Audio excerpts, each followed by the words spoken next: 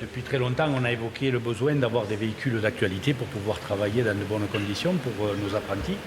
Dignes d'une concession, ces deux voitures flambant neuves étaient des véhicules de test. Elles serviront maintenant aux 230 apprentis mécaniciens de la Chambre des métiers et de l'artisanat. Regarde les paramètres que tu as par exemple. Et tu vas me dire si c'est une voiture hybride ou diesel ou essence. On a des apprentis qui sont en concession, donc au fait des voitures qui arrivent en garantie et d'autres où la garantie va expirer. Et ces systèmes vont retomber sur le marché de la réparation rapidement, quoi. Ces nouveaux modèles représentent un bond technologique de 10 ans comparé à la flotte de véhicules disponibles jusque-là.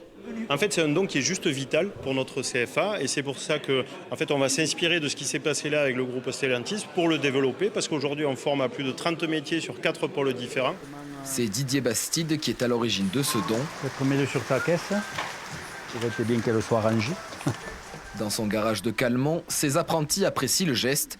Cela leur permet d'équilibrer l'expérience pratique entre les cours et le travail. On aura beaucoup d'entraînement par rapport à ça grâce au CFA, du coup je pourrais vite m'enrichir par rapport aux nouveaux véhicules.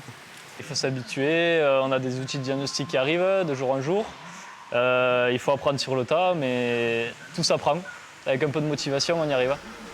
Ici, le patron croit au bienfait de l'apprentissage qui promet de belles carrières quand il est effectué dans de bonnes conditions. Nos jeunes, il faut qu'ils apprennent sur des véhicules d'aujourd'hui.